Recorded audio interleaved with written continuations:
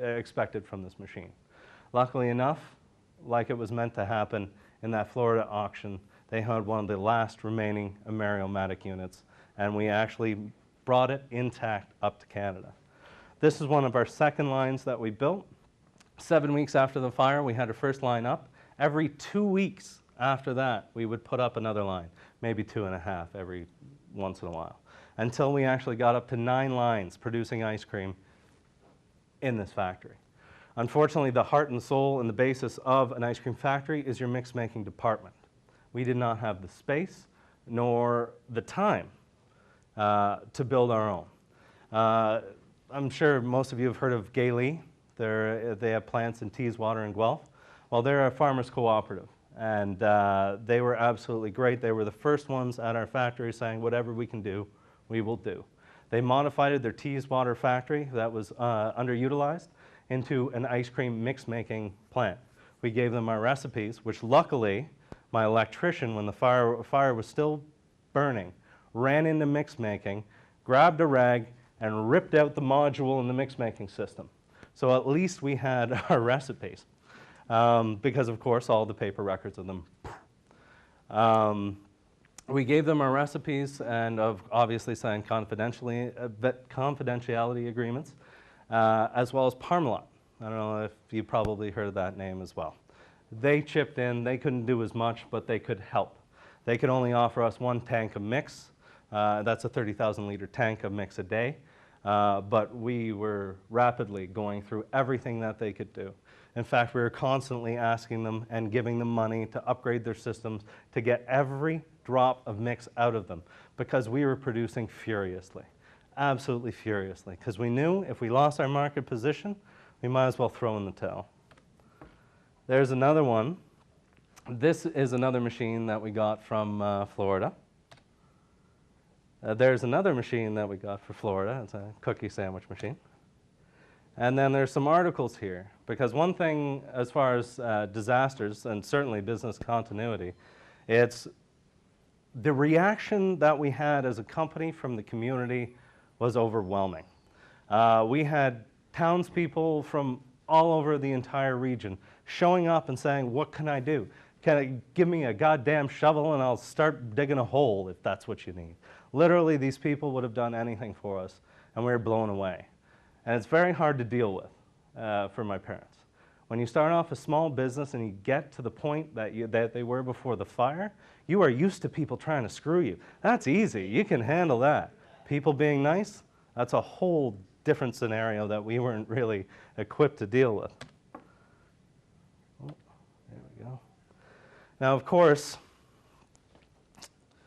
the problem with building and operating a business anywhere and trying to rebuild anywhere is dealing with the municipality that you live in. Some of the municipalities around our area are incredibly business friendly. They extended us offers to give us land, give us free services for, one municipality offered us free water services for the first year that we were actually in production. But we turned them all down because Markdale was our home. It's where we were born. It's where my parents spent the majority of their lives. It's where I went to high school. All of my roots, my sister's roots, and my parents' roots are there. Our employees are like our family. And a lot of companies say this, and it is lip service. It really is. But the things, obviously confidential, that my parents have done to help our employees on individual cases over the years would certainly jerk at your heartstrings.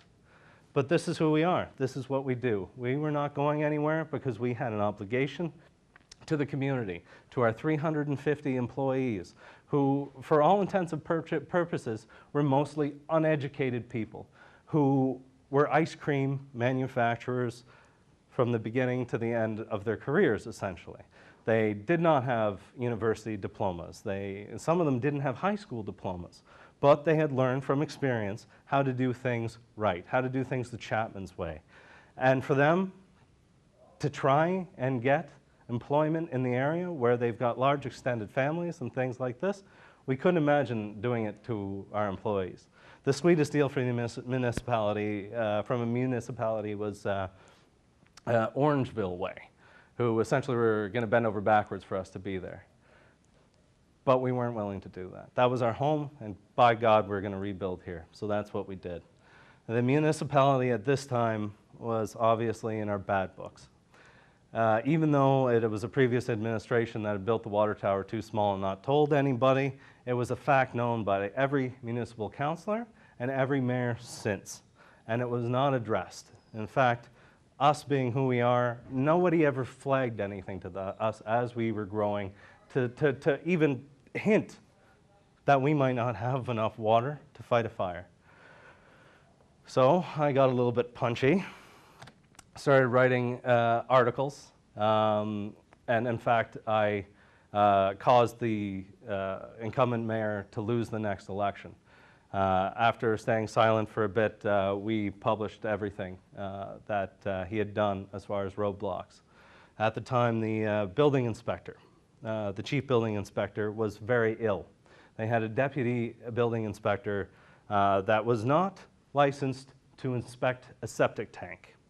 This guy would come onto the job site, threaten stop work orders, threaten my father, my executives, with the most grievous of insults, the things that this man would come out with. And he had no idea what he was doing. He was so far out of his depth, he could not deal with a $150 million construction project. I'm sorry, it's just way out of your league. The mayor refused to hire an actual building inspector. In fact, Owen Sound, which is just north of us, offered us for free for the entire length of our project their building inspector, who was very knowledgeable in building. And the town took the stance of, screw Chapman's, they will do what we do. Well, in the end, we showed them. We banned the building inspector from our premises. Shortly after, he was promoted to the chief of building inspector, and then 3 weeks later, he was fired.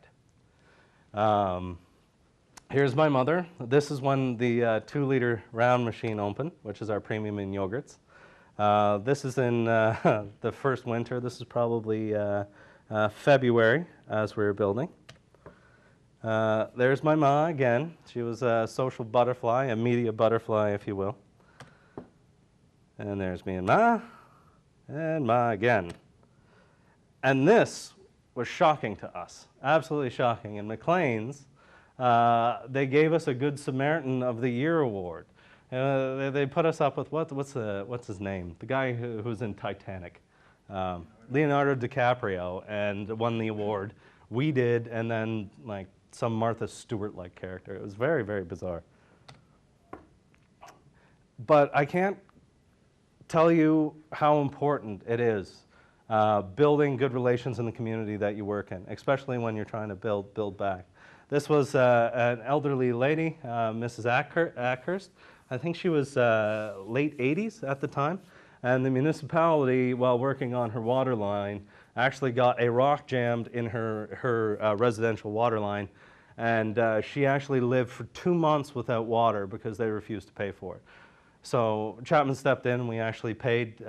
We dealt with one contractor who dug the entire area up. We fixed all of her water pipes so she could at least have running water. This is the environment that we were dealing with the municipal government. It was absolutely unreal, almost inhuman. But we do other things. We do hockey teams. This is actually right beside where our dry warehouse and temporary facility was. We donated an entire field for minor soccer in the Markdale area. Now it's a feeder complex. There's over 350 kids in that program. Silver Stick Finals, the Adam C's. A couple of these little girls are employees' children.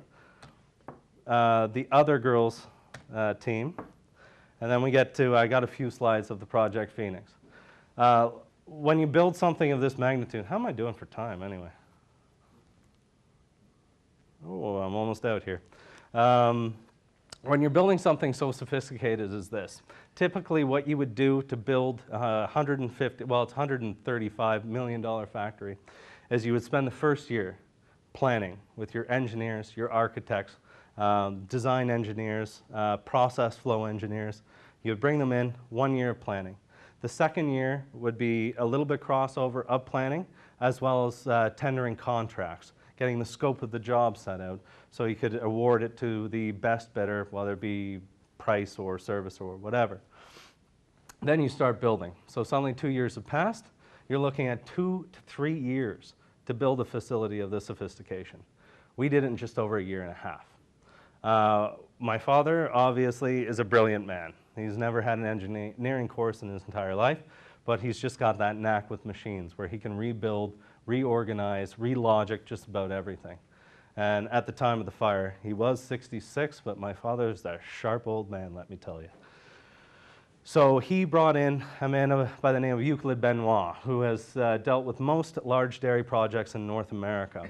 And through him, our VP of Operations, who was an engineer, and my father, they planned out this factory. Now, it was very bizarre because actually they were building and planning at the same time. Not very often does this happen. This is about 6 months after the fire. It's simply the excavation work that goes into a building of this size is absolutely unreal. What we decided to build first was our cold storage, which runs down the entire length of the building.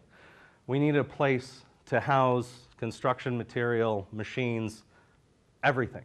We had no storage space. Nordic, the furniture factory that we had taken over, was now offices as well as dry warehouse.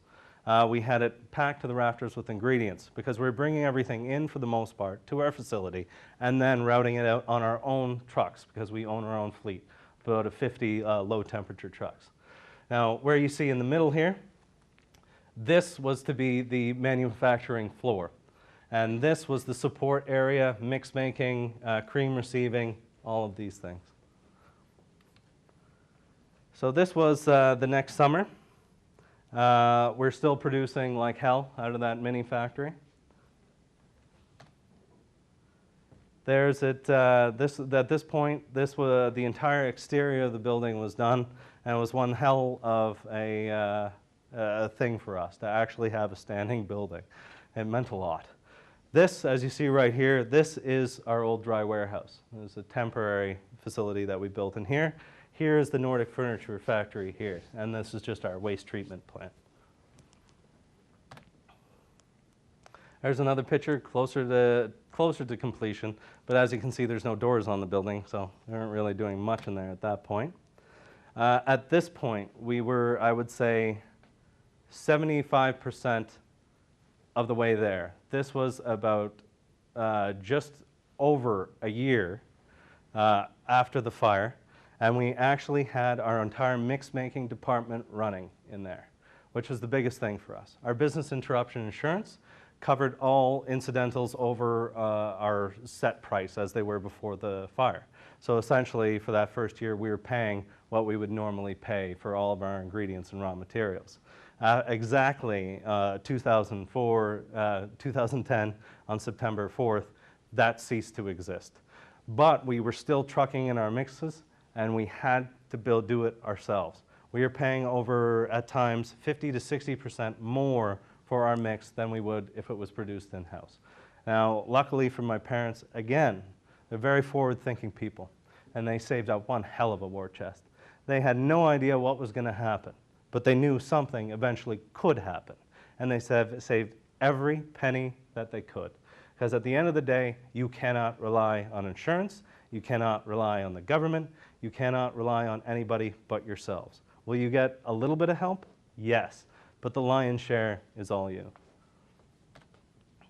And this is the end scene from our most current commercial, where now we've actually, just in the last few weeks, we finished the landscaping, finished the paving, all of these types of things. And now we've actually changed our temporary facility, and we brought it up to snuff, so it is now a technologically advanced, as technologically advanced as the other facility. It's very modern, and it's segmented to do nuts. So it's another thing that my parents have always been about, and that is catering to those small segments of the population that most people don't cater to. Those with celiac disease, those gluten allergies, peanut allergies, things like this, lactose intolerance, diabetics. These were the things that my parents knew they had to get into as far as the market was concerned. In '95, our peanut and gluten-free line, everybody said we're insane to cater to such a small market. Unfortunately, over the years, it seems that the peanut and gluten allergies are multiplying exponentially. and we have such a loyal fan base in this country for the products that we produce. There is no peanut-free or gluten-free designation by the Canadian government. We've been begging them to do something since the late 90s, and in the end we had to say, screw it, we'll just do our own logo, we'll do our own everything, and we'll build trust in our brand, which is exactly what we did. Wow, it's been one hell of a go. And one thing you did say at the beginning, Ali, was that I've been through it from the beginning to the end. Well, let me tell you, the end has not shown up yet. In fact, our VP of Finance from the day after the fire has been working on the insurance claim every day, 6 days a week, 12 hours a day, ever since. Over 2 years now. This is all my VP of Finance does. He does a little bit here and there, enough to keep the bank happy and to keep the business afloat from time to time and to buy commodities, but mainly that is his priority. In the end, our insurance companies, I don't know, me being naive, I guess, I thought we had one. No, we had 9. And you get 9 insurance companies in a room, oh man, they do not like each other in any way, shape, or form. Fists almost flew right after the fire between these people. Essentially, you pick up an insurance contract for this magnitude, company A buys it and then sells little bits and pieces off it to the rest of them. And at the end of the day, slowly, they were buying each other out after the fire in order to levy it up and paying premiums to the people who were selling in order to minimize their risk and to get out of it. Where the people who stayed, the insurance companies who stayed in, were essentially crossing their fingers and hoping that it won't, erupt in their face. Essentially, it did, though. In fact, our business interruption policy, the one that we had, there will never be another one like that in the entire world. I'm telling you this is what my insurance people have told us. Insurance companies, this is what they do. They sell you a policy that they think they're never going to have to back up. In the end, shit happens. The worst possible scenario comes down, and then they change things. They change their documentation, their absolutely everything to ensure that they never get screwed like this again. So this will never happen again. Now, another trick that the insurance companies like to pull is there's always the last dealer who has 10% of the money. And typically, if your house burns down, what they do is they stretch it out, won't give you that last 10% till they show up at your door and they're just like, well, I'll give you 35% right now, or you can wait the next 2 years for it. Luckily for us, we have the war chest and we are not in need of money, so we are willing to wait it out. We will get absolutely 100% of our money out of those bastards for sure. That being said, it could have been a lot worse, and they were obligated to come to the table and play with us. Everything has been a struggle from this. Every single thing that we did, I know I say we did it in just over a year and a half, you think everything must have gone right. It was the exact opposite. Every single thing went wrong. Anything that you can possibly imagine happened to us in this project. But we put our heads down and we charged through it and we dealt with it. We dealt with it as a family, we dealt with it as a company and a community. And here we are. We are back in the market. All of our products are being made. We have our brand new facility up and running. We have our temporary facility up and running. We were just audited by the highest food standard in the world, which is the GFSI initiative. Our segment, our auditor was the BRCs, which is the British Retail Consortium. We scored an A. There are 300 different areas in a production facility where you can get a non-conformance. We had 0 non-conformances. That is how we run our business, and this is what we do. And we might say it, and people might think we're a little bit pompous, but we are the best at what we do, and I think we proved it. What else is there to talk about? I think that's pretty much the general gist. I think I should open up to questions now. I've just given you, a kind of verbal diarrhea of everything that's happened in the last 2 years. Does anybody have any questions? Yeah, you. Just wondering what.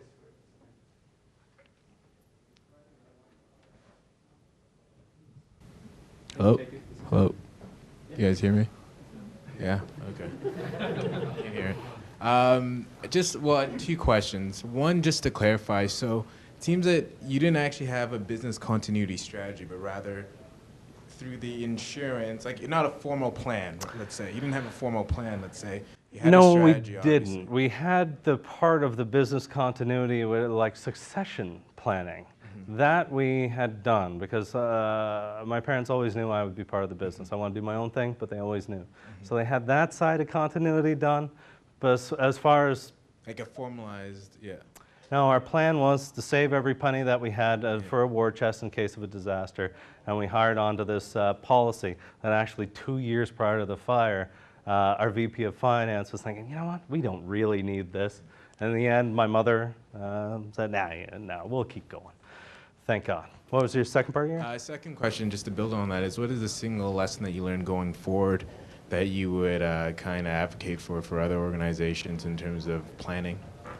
Well, certainly some sort of business interruption insurance is invaluable. Even though there will never be a sweeter deal than what happened with Chapman's, still, you got to cover your ass. You got to insure yourself as much as you possibly can.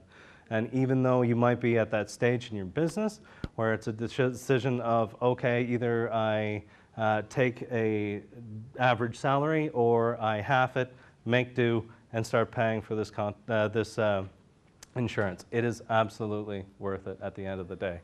Now, as far as other companies, to be completely and totally honest, I don't think that any other company of this size would succeed where we have. Literally, it's miraculous. Like, I still can't get over it. Being there every single day and seeing what's going on, I can't believe we are where we are. Most companies wouldn't even get to that point. Most executives would just say, all right, we've got $100 million insurance policy, we'll collect 80 off of that right now and we'll walk away. But at the end of the day, I thought, oh, geez, what would I do with $80 million? I would probably be dead within 2 or 3 years. So really, it was in my own self-interest why we kept going.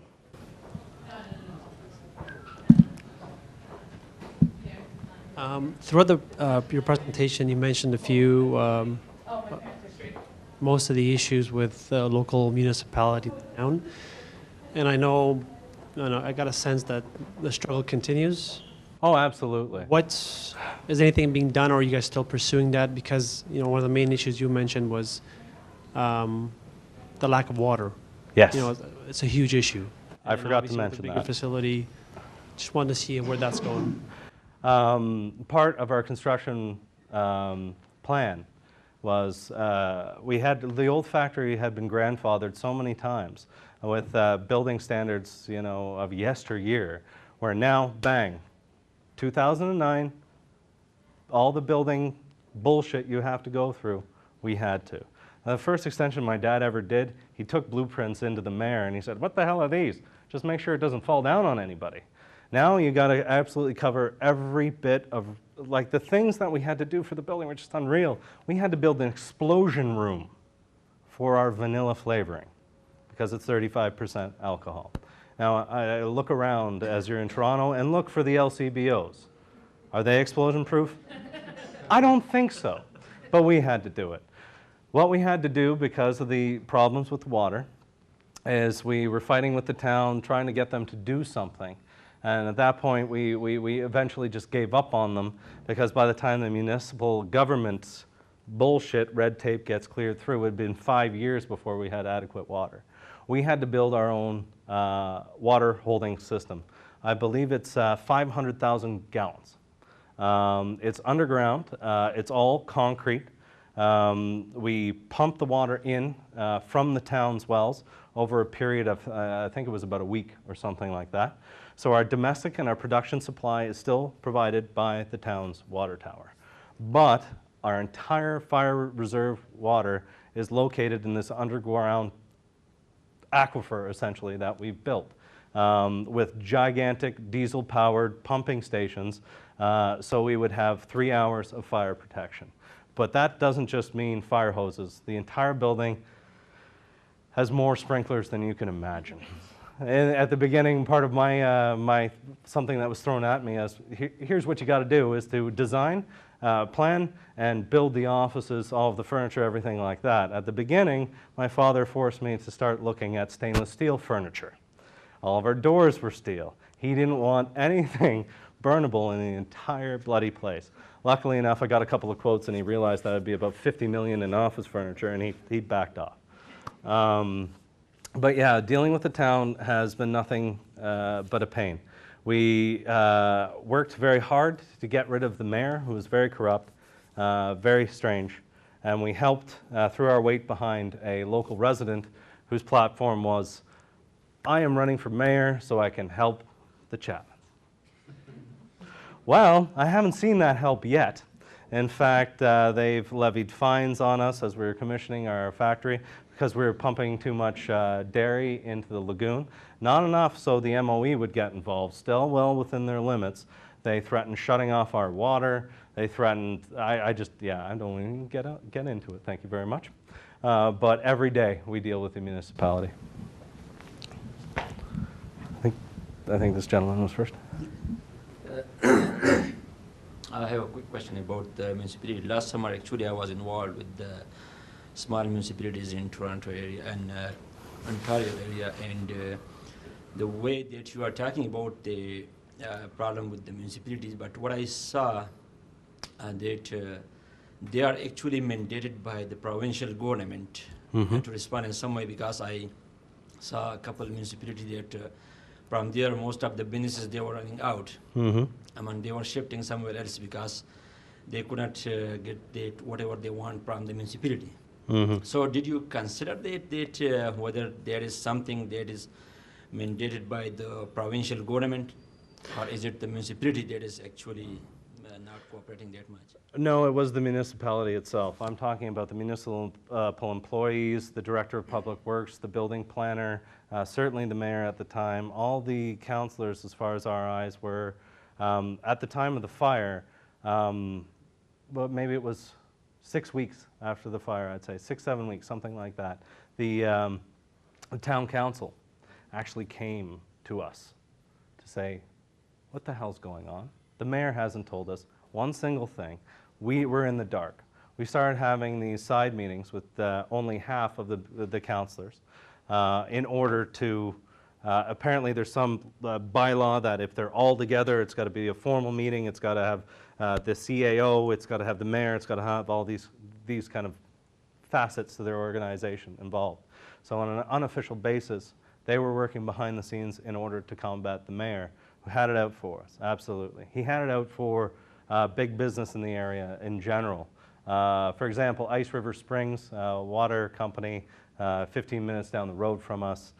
He used to be a truck driver at Ice River Springs, and they fired him for gross incompetency. Something about falling asleep at the wheel at the beginning of his shift, something like this. Don't quote me on that, but it was something along those lines. His platform for getting elected for mayor was to put Ice River Springs out of business for firing him. I love the community, I love the people. Sometimes these hillbillies do wacky things. So yeah, no, it absolutely, one of the first things that we did, Baker & McKenzie is the largest law firm in the world. They've been our law firm for many years. In fact, some of the partners there, my parents consider close personal friends. Jesus, they were invited to my wedding, for Christ's sakes. And they didn't charge me though, which was shocking. They hooked us up with all the people we needed. There's a consultant company called Lieber Rubes. They deal with municipal and provincial and federal bylaws. They do everything. So at the beginning we paid a lot of money for the people, the best people to give us the answers that we needed. So when the Tin Pot deputy building inspector came in threatening to shut us down, we were just like, oh no, you need to show us what part of the act this applies to. And he couldn't. At one point, our freezer, our deep cold freezer, concrete floors, you put piping, plumbing piping throughout it so it's vented. Or as the seasons change where we are, especially because it's very kind of dramatic weather where we are, you get heaving and cracking, you can destroy your entire freezer floor. So when our freezer was lying there without concrete, we had all of this plumbing pipe sitting there to embed into the concrete with the rebar in order to build the freezer. That was the first stop work order he did. He walked right in, this is plumbing. You don't have a plumbing permit. I'm shutting you down. And he took off. Literally, this is what we had to deal with. And we are very aware that there are constraints that a municipality has to work in. And they all just suck as far as I'm concerned at this point. But we worked around them. We educated ourselves. We got the best people to tell us what we should be doing, and that's what we did. So absolutely, it was the council, it was the employees of our municipality.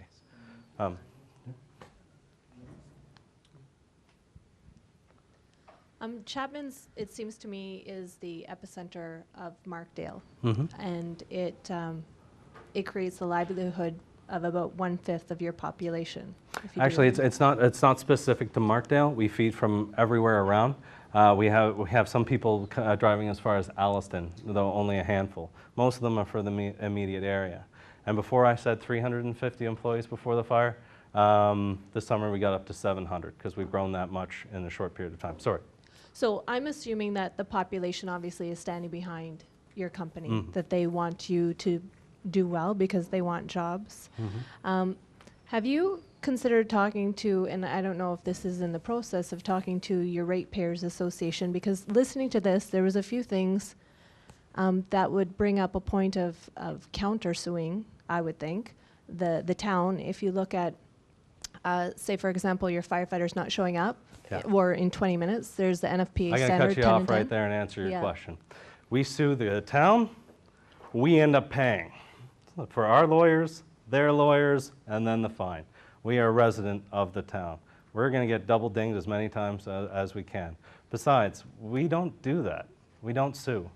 We've never sued anybody. My parents have never sued anyone in the entire time that they've done business. You involve lawyers, before you know it, you're 50 grand, 100 grand in the hole, and they throw a piece of paper across the table and say, okay, we're going to be fighting this for the next 2 years. Typically, it does not pay to fight things. When you are in a position to walk away with your head up, that's what my parents always did, and it served them well. My second question had to do with, obviously, Revenue Canada would get involved because vital records need to be kept off-site for 6 years. Did you have any issues when you contacted Revenue Canada? Absolutely not. We had our files off-site, sitting there. Actually, we were actually contemplating saying, you know what, let's say they burnt in the fire. Yeah, then we don't have to deal with them anymore. Unfortunately, we're a little bit smarter than that, and we didn't. So we did have all of our financial records for the past, I think, 7 years off-site at our dry warehouse. So they were all fine. So that was something at least. I think you've been itching for a question for a while now. Thank you for your presentation. There are many lessons to learn from your presentation about leadership that evolved, about loyalty to your employees, and especially about the involvement of the community. Now that the company is up and running, to what level the disaster that happened, the story, is affecting your marketing strategy, policy, are you, to what level? Well, certainly one thing that we did, I don't know if any of you have seen the commercial we released after the fire. It was all, this is our town, this is what we went through, this is what we're doing. That was one of the things we did in order to kind of cement us in the marketplace, cement this into the minds of our consumers and the grocers and to Canadians. We decided there was a little bit of a philosophical debate, essentially.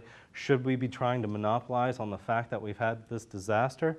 Well, in the end, we realized there's no real monopolizing on it. You got to use it because the media at that time was very friendly to us. Look at this company, look at what they're doing. We even had an article published about us in the Washington Post, for Christ's sakes, because the Yankees were saying, oh my God, look at what this Canadian company is doing.